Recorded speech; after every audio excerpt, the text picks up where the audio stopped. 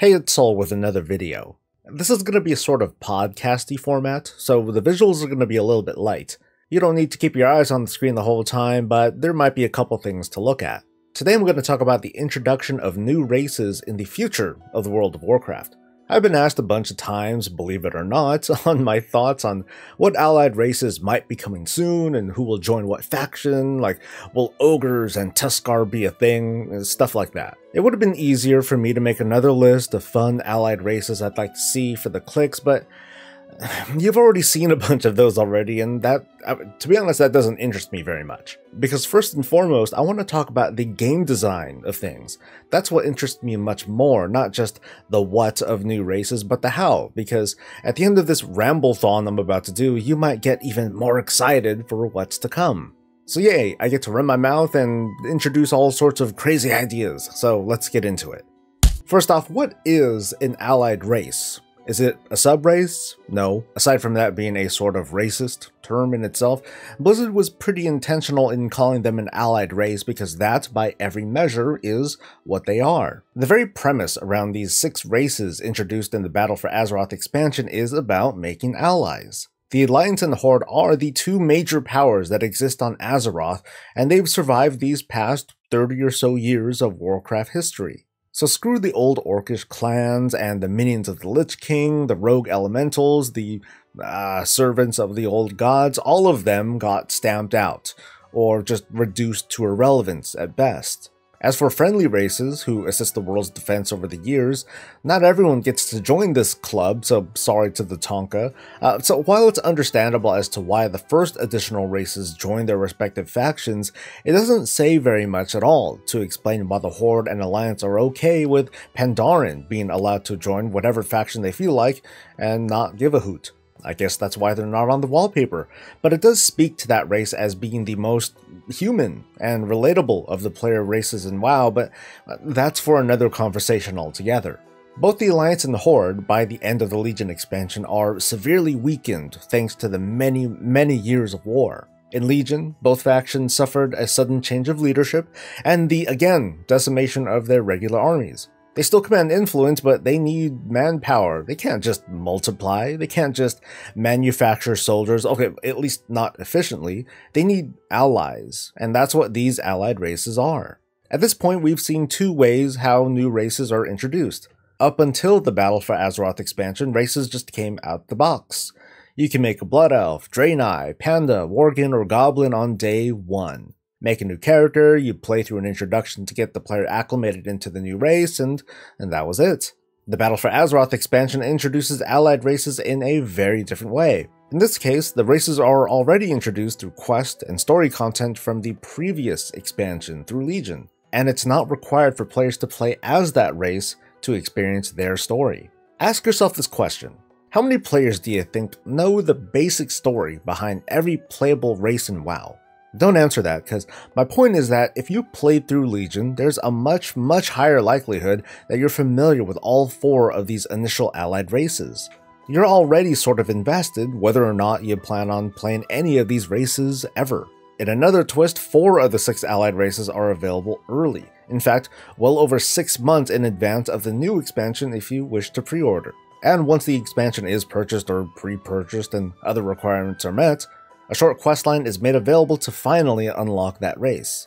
This type of unlock isn't unheard of. We can dress it up all we like. These are effectively skin unlocks that are featured in this new expansion, give or take a few racial advantages. You might have heard of the argument of buying an expansion only to have a feature like this locked behind some mechanism like reputation. I would love to not get into it and avoid the blowback, but I won't be able to, will I? Here's how I see this whole thing, and I'm fine with discussing this in the comments, but this is just how I feel on the matter. Let's say that in the next expansion, whatever it is, there's a preview for some piece of gear or a mount, something you like, and you're like, holy crap, I want that, I've got to have it.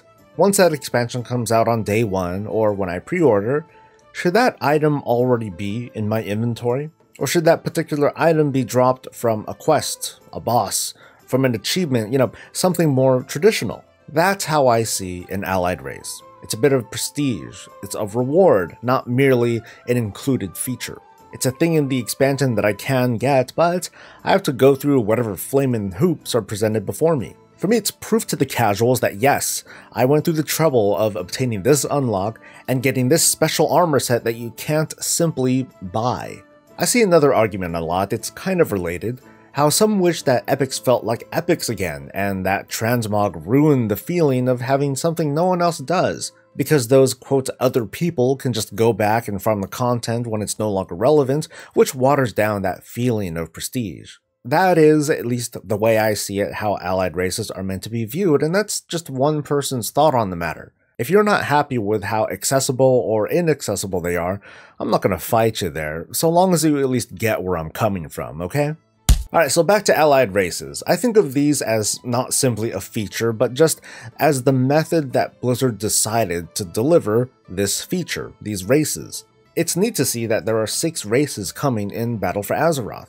We can only give Blizzard so much credit though, there's a lot of reskinning involved, but this is just the first approach, the tip of the iceberg, so to speak. Technology like zone phasing, scenarios, and level scaling started out small and well, look at what we have now. There's a really interesting post on the MMO Champion forums by Steampunkette that is, amazingly enough, not trollbait. In it, the OP identifies what they call a unified player skeleton. In a nutshell, this means that within each player character model is a new type of animation skeleton that can take on any animation Blizzard decides to throw on it. For example, goblins and worgen can't play as monks, but under the hood they are perfectly capable of performing the animations of this class. In an interview with VentureBeat, designers have said, and I'm paraphrasing here, that they're happy to unlock more race class combos over time when it makes sense. Or in other words, they'll lift the restrictions on more race class combos when those restrictions no longer make sense. Right now we can say that because the worgen and goblin storylines take place before the spreading of these monk teachings, well, surely they can never be monks. However, High Mountain Tauren weren't running around post-Cataclysm either, but times change, so it's just a matter of waiting.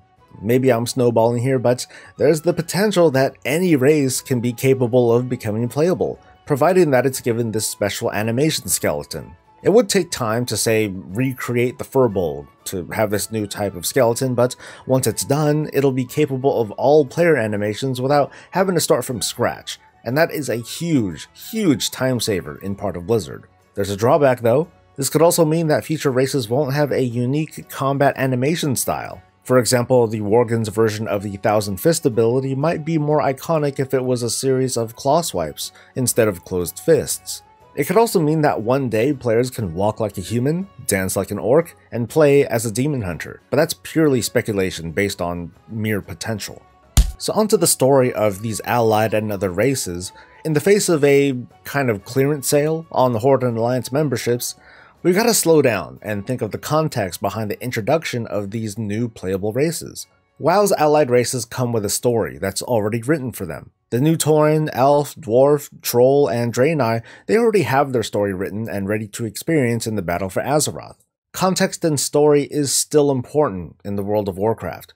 I don't expect to see Murloc Paladins pop up all of a sudden, but it wouldn't surprise me to see a questline to bring them in as an allied race. But why stop with allied race? From the VentureBeat interview, it was hinted that the Alliance and Horde will be seeking out new allies, which is plain to see with the initial 6 allied races, and there are more to come. But other races don't necessarily have to fall under the pretext of being an allied race.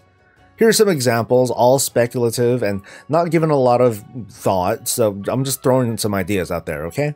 How about mercenary or neutral races? Because why not? There already are mercenary-like factions in WoW that are more in it for themselves than any one faction. Maybe this is how we can get some of the broken ogre clans into the mix, or the wild Yongol, the ethereals, and more. Under the pretext of a neutral aligned character, maybe we could just have races that are normally part of the Horde or Alliance, maybe they can fall under this. In my opinion, this goes a little bit too far, but it's fun to think that a human will join the Horde because there might be more money in it.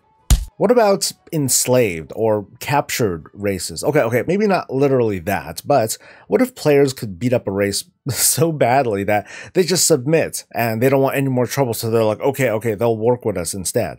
More reasonably, maybe there could be a scenario where players will encounter a nameless NPC who represents their race, and then after a series of quests, we can play as that NPC, or basically their race. From this, we can get some minor races like the Jinyu or the Hosen. These and other races will probably be limited as to what classes they can become, which I'll talk about later, but it would fit the fantasy of having something like a Murloc survival hunter or something like that.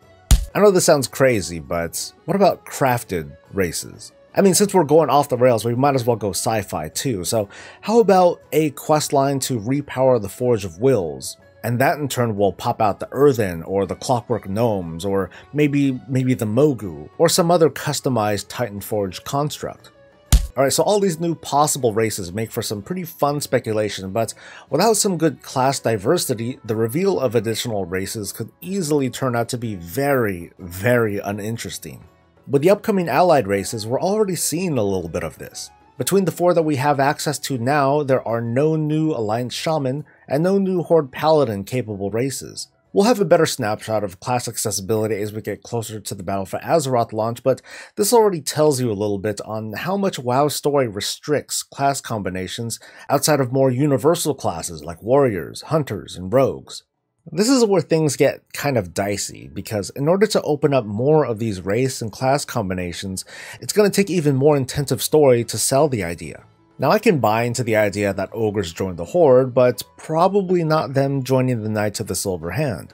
Gnomes can become Death Knights, but can the Tonka? Or the robotic gnomes? There could be some really interesting discussion that can come out of this, but I'll share a few of my thoughts. When it comes to this multitude of possible races that can join the fight against all that ails the World of Warcraft, it can get really cumbersome to keep trying to achieve a sort of balance between which faction gets what, or if they're neutral, and what classes are accessible. I think that in this case, quantity beats quality. That's to say that it might be better to have a bunch of different races that eventually cover all the classes than to try and make every race and class combination work. It would sacrifice too much of the lore of Warcraft, which already takes a lot of liberties for the sake of gameplay. The ability for Blizzard to pump out races at a faster rate than they could before opens up this opportunity for simple wish fulfillment on part of players. Okay, so maybe the Tuskarr can't ever be paladins, but we could at least play as one, as a warrior, a hunter, and maybe a shaman, and another race that makes more sense will fill that gap. I think that makes for a good way to pump out the fantasy of each class and race, even if a race might only be able to play as few as 2 or 3 classes. So that about wraps things up, and I apologize for the lack of visuals, but we'll see how this lighter format of video essays works out. I invite you over to the comment box below for some feedback and discussion. As I always say, like and subscribe for more of this and all things World of Warcraft. I'll see you in the next video. Until then, stay safe, stay happy, and stay breezy.